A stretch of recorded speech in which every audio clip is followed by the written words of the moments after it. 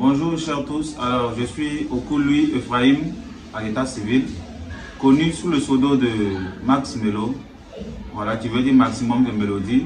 Je suis artiste, chanteur non-voyant, un jeune ivoirien, j'ai fait de la variété musicale. À vrai dire, je ne suis pas non-voyant de naissance, voilà, cela a été toujours au centre des polémiques, mais je ne suis pas né non-voyant, c'est survenu au cours de la vie. Il faut dire que tout commence à l'âge de 5 ans, lorsque j'étais encore avec la famille. L'un de ces jours, pendant que j'étais en train de jouer avec les soeurs et frères à la maison, voilà, j'ai eu une fièvre forte qui m'a conduit à l'hôpital. Arrivé là-bas, on a constaté que le coup s'aggravait, la fièvre s'aggravait et tout ça, avec des douleurs de tête et tout ça. Donc les médecins déjà qui nous ont encadrés à Niama, la commune où on était, ont estimé qu'ils n'étaient pas compétents pour gérer ce qui m'arrivait. Donc ils nous ont conduits au CHU de Cocody. Et c'est étant au CHU de Cocody qu'on a passé des radios sans toutefois voir de quoi je souffrais réellement. Suite à quoi j'ai reçu des injections dans les yeux, espérant calmer la douleur, chose qui n'a pas été vraiment certaine. Voilà, j'ai reçu finalement 14 piqûres dans les yeux qui ont fini par affaiblir les yeux. Et puis progressivement, je suis devenu non-voyant. Comme vous le savez, nos parents d'avant n'avaient pas vraiment connaissance de tout ce qui concerne la loi, les revendications et autres. Et puis, il faut dire que au CHU de Cocody où j'étais, déjà la salle était chère.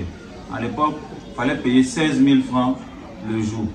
Donc ça faisait qu'arrivé un moment, puisque les traitements coûtaient cher, et puis il n'y avait pas de solution à mon problème, les parents commençaient à avoir vraiment du mal à payer l'argent qu'on devait payer. Et puis il y a eu une négligence auprès de la part de la famille, ce qui a fait qu'il n'y a pas eu de poursuite, il n'y a pas eu de dédommagement, en tout cas, ni d'encadrement à ce niveau. Mon regret se situe à quel niveau? C'est qu'il n'y a pas eu de poursuite pour que cela puisse servir de leçon à d'autres médecins dans le traitement des patients. Et aussi, peut-être que mon cas pouvait servir d'exemple à d'autres personnes, comme on appelle ça, qui ont eu les mêmes problèmes et tout ça. Mais il n'y a pas eu de poursuite. Donc aujourd'hui là, c'est resté comme ça. Le médecin ne s'en veut même pas. Puisque celui-là même qui a fait l'injection, la dernière injection qui m'a coûté la vue, a disparu.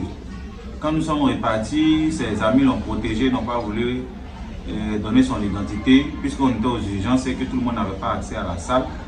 Donc déjà, c'est resté comme ça, ils ont bloqué même mon carnet médical, ce qui a fait que je n'ai même pas pu avoir accès à son nom, ni à sa personne pour pouvoir faire une poursuite judiciaire. Mon premier message s'adresse aux médecins, c'est de dire que la vie n'a pas de prix. Voilà, la vie n'a pas de prix, donc elle mérite d'être vraiment traité avec tout ce qui concerne la vie doit être traité avec assez d'attention, avec assez de considération. L'argent ne peut pas acheter la vie d'une personne. Donc, souvent mettons derrière nous toutes ces considérations de moyens financiers et autres et donnons la vie aux patients tant qu'on peut. Je ne suis pas médecin, mais je le dis parce que vraiment en Afrique, on sait comment est-ce que nos patients souffrent dans les hôpitaux. Comment est-ce que nos mères qui vont accoucher souffrent dans les maternités? Pour question d'argent peut-être, ou bien parce qu'ils n'ont pas de grandes relations à la personne pour les suivre.